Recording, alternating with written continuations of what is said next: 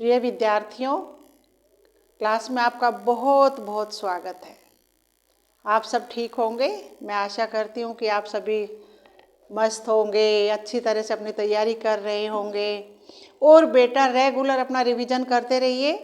एक मैं आपको ये बात बताती हूँ कि ये जो मैं आज संधि कराऊंगी, संधि किसी एक क्लास के लिए नहीं है, ये सभी परीक्षाओं के लिए है, सभी एग्ज़ाम के लिए है। जो भी आप एग्ज़ाम देंगे वो सभी के लिए है और क्लास 6 to 10 तक सभी के लिए। हालांकि उसमें प्राइमरी क्लासेज में भी होती है संधि, लेकिन आप देखो मैं जो संधि चला रही हूँ इसमें मैं थोड़ा थोड़ा उनकी परिभाषा भी लेती रहती हूँ ताकि आपको रिवीजन हो सके, लर्न हो सके कि भाई हाँ इसमें ये आ जाता है।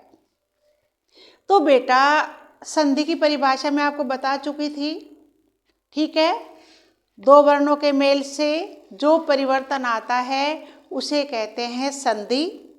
और दूसरा मैंने क्या किया था कि संधि की परिभाषा के बाद मैंने संधि के प्रकार आपको बताए थे। एक होती है स्वर संधि, एक होती है व्यंजन संधि और एक होती है विसर्ग संधि। तो बेटा जो स्वर संधि थी वो मैं करा चुकी हूँ। दो स्वरों के मेल से जो परिवर्तन आता है उसे स्वर संधि कहते हैं और स्वर संधि के जितने पार्ट्स थे ना वे भी मैं आपको करा चुकी हूँ। तो आज मेरे बच्चों आज हम क्या पढ़ेंगे? आज हम पढ़ना चाहेंगे कि व्यंजन संधि क्या होती है, उसके बाद विसर्ग संधि क्या होती है। तो बेटा सबसे पहले स्वर, ये व्यंजन संधि जो होती है, व्यंजन देखो आप जानते हो स्वर क्या होते हैं, अ आ छोटी बड़ी ये वाले, और व्यंजन जो होते हैं का से लेकर के ज्ञा तक ये होते हैं व्यंजन। का ख ग घ ण चा छ जा झरना टा ठा डा ढरना, है ना, ता था दा धना प फ ब भ म य र ल व श श सा ह, ये सारे के सारे व्यंजन होते हैं। तो जो व्यंजन है अब हमें पता ही चल गया कि व्यंजन क्या है। व्यंजन का चाहे व्यंजन से मेल हो, व्यंजन का चाहे स्वर से मेल हो, चाहे स्वर और व्यंजन का मेल हो, चाहे व्यंजन और व्यंजन हो, चारों तरह से चाहे कैसे भी है, लेकिन हमें क्या है, हमें व्यंजन ही संधि में ही वे चारों आएंगे। कैसे? अब जो ये है ना, अब मैंने कहीं तो क्या होता है कि संधि के अंदर कहीं पर तो होता है कि का के बाद ख छोड़ दो फिर ग, यानी तीसरा वर्ण, तीसरा जो वर्ण है, तीसरा जो व्यंजन है वो जो आएगा उससे परिवर्तन जो आएगा एक तो वो बताऊंगी, और एक का से लेकर के पांचवा जो बनता है वो भी व्यंजन संधि में ही आता है। और टा र शा कैसे परिवर्तित होते हैं वो मैं आपको समझाती हूँ, ठीक है। तो अभी हम पहले यही ले लेते हैं स्वर संधि, इसको व्यंजन संधि को। अब ये देखो परिभाषा, व्यंजन और व्यंजन, स्वर और व्यंजन, व्यंजन और स्वर का मेल होने पर जो परिवर्तन आता है उसे कहते हैं व्यंजन संधि, ठीक है बेटा। अब व्यंजन संधि क्या है? अब इसमें देखो अध क और को ग, है ना। अब इस का से का के बाद क्या आएगा? ख, फिर ग आता है, यानी कि तीसरे व्यंजन में, तीसरे में जो परिवर्तन आता है का के बाद ख हमने छोड़ दिया और ग आ गया फिर, तो क्या है ये? क हटाने पर जब इसमें मेल किया जाएगा, जब जोड़ा जाएगा तो आधा गा बन जाएगा, क्योंकि ये आधा का ही तो है, आधा गा ही तो है। इसी तरह से अब देखो क को गा तक, क ख गा, गा ख हमने छोड़ दिया तो दिक जमा गज दिग्गज, ठीक है। इसी तरह से देखो उत जमा घाटन। अब ये जो ता है, ता के बाद हमने था छोड़ दिया, दा छोड़ दिया, ता के बाद ये हाँ ता था दा, ता था दा, तो ता के बाद था छोड़ दिया फिर दा आ गया। तीसरा, तीसरा जो व्यंजन होता है उससे बनता है पूरा शब्द, जैसे उत जमा घाटन, उद्घाटन, ये तीसरा वर्ण है। ये कौन सा है? तीसरा वर्ण है बेटा। एक तो होता है जो व्यंजन में, एक होता है कि जब हम तीसरा लेते हैं तो उसमें आधा गा आ जाता है, का के बाद जैसे हमने खा छोड़ दिया तो गा हो गया, ये होता है तीसरा वर्ण। एक क्या होता है, देखो फिर दोबारा देख लो बेटा, मैंने जो पढ़ा है आधा क और आधा गा को मैंने जोड़ा है। ये कैसे जोड़ा है, खा को हमने छोड़ दिया, यानी तीसरे वर्ण में जब हम गए हैं तब ये जाके परिवर्तन आया है। तो क्या बन गया, दिग जमा गज दिग्गज, उत जमा घाटन उद्घाटन। ता तो यहाँ है, फिर था हमने छोड़ दिया, फिर दा आ गया, तो ये उद्घाटन। ये तीसरे वर्ण है, क्या है ये, तीसरे वर्ण, ये है तीसरे वर्ण। अब इसी तरह से अब हम चलेंगे फिर पांचवें वर्ण में। अब देखो ता से, ता के बाद था हमने छोड़ दिया, द त थ द ध ना पर पहुंच गए पांचवे पे। इसी तरह से देखो जगत जमा नाथ जगन्नाथ, है ना, आधा ना आने के लिए। इसी तरह चित जमा मैं, अब ता के बाद थ द ध न, पांचवे पे गए ना, तो बन गया चिन्मय। ये है पांचवे वर्ण। बेटा अगर हम दूसरे पे चलते हैं, आधा का आधा गा, तो फिर उसमें क्या हो जाता है, आधा का को अगर हम दूसरे वर्ण में चलते हैं तो वे होते हैं दिग्गज उद्घाटन। इसी तरह से अगर हम पांचवें वर्ण में चले जाते हैं तो ये होते जगन्नाथ, चित जमा में चिन्मय, उत जमा चारण उच्चारण, उत जमा शोषण उच्छोषण। थर्ड में देखो फिर कहाँ चा से छा बन गया, कहाँ शा बनेगा, उत जमा लास उल्लास। ठीक है, ये मैंने क्या बताया आपको, कहीं कहीं पर क्या होगा, जो मेन बात है, एक तो व्यंजन वाली में ये बात है कि का और उसमें का और गा के लिए क्या है ये, कि हमें जब उसमें परिवर्तन लाना होता है तो हमें सेकंड छोड़ करके थर्ड पे, का से खा छोड़ो गा पे जाओ, तब होते हैं ये परिवर्तन। और अगर हम ता के बाद पांचवें वर्ण पर जाते हैं तब होते हैं ये ना वाले परिवर्तन।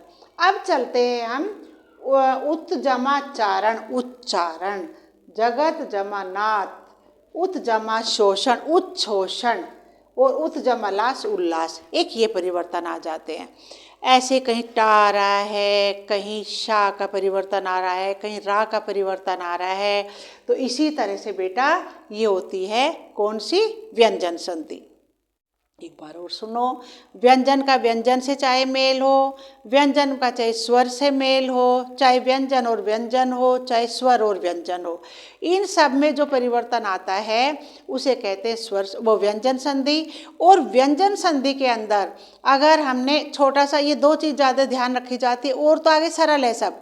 पहले वाले में मैं क्या बताना चाह रही हूँ कि पहले अगर आप क आधा का को आधा गा तक पहुंच जाओगे, यानी तीसरे वर्ण में पहुंच जाओगे, तो परिवर्तन आएगा इस तरह का, दिग्गज उद्घाटन ये तीसरे वर्ण में, और जगन्नाथ चिन्मय ये क्या है पांचवें वर्ण में।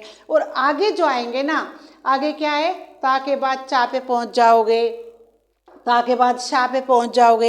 ये परिवर्तन जो आएंगे छोटे छोटे परिवर्तन आप समझ लोगे, क्योंकि ये तो एक एक चीज़ को लेने में तो काफ़ी, एक बार बस रिवाइज करना है, सारा लर्न हो जाएगा। दूसरी बात क्या कह रही हो, अबे विसर्ग संधि। विसर्ग संधि क्या होती है, विसर्ग संधि के में क्या है, स्वर अथवा व्यंजन, स्वर अथवा व्यंजन ध्वनियों के मेल से जो विकार उत्पन्न होता है, जो परिवर्तन आता है, उसे कहते हैं विसर्ग संधि। क्या है बेटा ये विसर्ग, कैसे, अब जैसे संधि का ये जैसे मन जमा हरे, बेटा ये विसर्ग है। अब इससे किसकी मात्रा बन गई, ओ की मात्रा, मन जमा हर। अब ये जो विसर्ग आए इससे ओ की मात्रा बन गई मनोहर। इसी तरह दू, दू के आगे क्या विसर्ग आ गए, जमा चक्र, तो यहाँ पर क्या बन गया, इसकी जगह विसर्ग की जगह शा षटकोण आधा शा, दुष्चक्र। इसी तरह नमः जमा कार। अब जो नमः है इस नमः में देखो कि ये जो है बिंदी, ये जो जिसको कहोगे विसर्ग है ना, ये देखो ये हो गया नमः जमा कार नमस्कार, इसमें आ गया आधा सा सपेरा, है ना। इसी तरह से देखो नि जमा अर्थक, ये आ विसर्ग के बाद क्या आ गया, जब विसर्ग लगे तो आ की जगह बन गया रा निरर्थक। इसी तरह दो जमा गुण, अब दो के आगे विसर्ग है तो क्या बन गया, इन दो इस विसर्ग का बन गया रा, तो क्या बन गया दुर्गुण। इसी तरह से हरि, हरि के आगे दो विसर्ग लगे हैं तो ये क्या बन गया शा शलगम वाला आधा शा, तो क्या है ये हरिश्चंद्र। इसी तरह से रजह जमा गुण, अब देखो विसर्ग के बाद क्या है, ओ की मात्रा, रजोगुण। इसी तरह से देखो नि जमा संतान, तो इसमें क्या आ गया, आदसा, निसंतान। इसी तरह देखो पुर जमा कार, अब पुर के आगे जो विसर्ग लगे हैं इन विसर्गों से हो गया शा, पुरस्कार। अब देखो मन जमा वैज्ञानिक, अब जो विसर्ग है दोनों विसर्गों से ओ की मात्रा बन गई, तो ये हो गया मनोवैज्ञानिक। बच्चों एक बार और देखो, विसर्ग संधि में विसर्ग के साथ स्वर अथवा व्यंजन ध्वनियों के मेल से जो परिवर्तन आता है उसे कहते हैं विसर्ग संधि। अब विसर्ग संधि जो है इसमें क्या आता है, जब विसर्ग मन के आगे जो विसर्ग लगे तो ओ की मात्रा लगी, मनोहर। दो के आगे विसर्ग लगे तो शा षटकोण वाला आदर्श दुष्चक्र। नमः जमाकार में नमः की जगह यहाँ पर क्या बन गया, आदसा, सा सपेरे वाला नमस्कार। इसी तरह से नि जमार्थक निरर्थक, दो जमा गुण दुर्गुण, हरि जमा चंद्र हरिश्चंद्र, रजे जमा गुण रजोगुण, नि जमा संतान निसंतान, पुरे जमाकार पुरस्कार और मने जमा वैज्ञानिक मनोवैज्ञानिक। बेटा व्यंजन संधि में पहले मैंने स्वर आपको बता दी थी, व्यंजन का बताती हूँ, व्यंजन का व्यंजन से मेल हो या व्यंजन का स्वर से मेल हो या स्वर और व्यंजन का मेल हो, जैसे भी आप कहोगे उसमें जो परिवर्तन आता है वो व्यंजन संधि होती है। कहीं पर आधा का खा छोड़ दो गा आ गया, ये दोनों का जो मेल का को छोड़ करके खा को तीसरे में जो जाते हैं उसमें जो परिवर्तन आता है वो भी व्यंजन संधि में, पांचवें पर जाते हैं वो भी व्यंजन संधि के अंदर ही आता है, पांचवें वर्ण। और इसके बाद छोटे छोटे जो परिवर्तन आते हैं वो देखो। उसी तरह से विसर्ग संधि बता रही हूँ। विसर्ग संधि में क्या होगा कि विसर्गों के लगने के बाद जो परिवर्तन आता है उसे कहते हैं विसर्ग संधि। कहीं पर ओ की मात्रा आ जाती है, कहीं शा बन जाता है, कहीं रा बन जाता है ना। इसी तरह से कहीं छोटा शा बनेगा, कहीं बड़ा सा बनेगा, तो इसी तरह से जो परिवर्तन आते हैं उन्हें संधि कहते हैं। तो मेरे विचार से मेरे बच्चों आपको ज़रूर समझ आई होगी, एक बार और आप भी देख लेना घर में। आपका बहुत बहुत धन्यवाद। आप जब तक मेरे चैनल को सब्सक्राइब कीजिए, वीडियो शेयर कीजिए, प्लीज़ कमेंट ज़रूर दीजिए। मैं आपके कमेंट का इंतज़ार करती रहती हूँ। कुछ भी बात है तो ज़रूर भेजना ताकि मैं परिवर्तन लाऊं और आपको समझा सकूं। ठीक है, बहुत बहुत धन्यवाद आपका।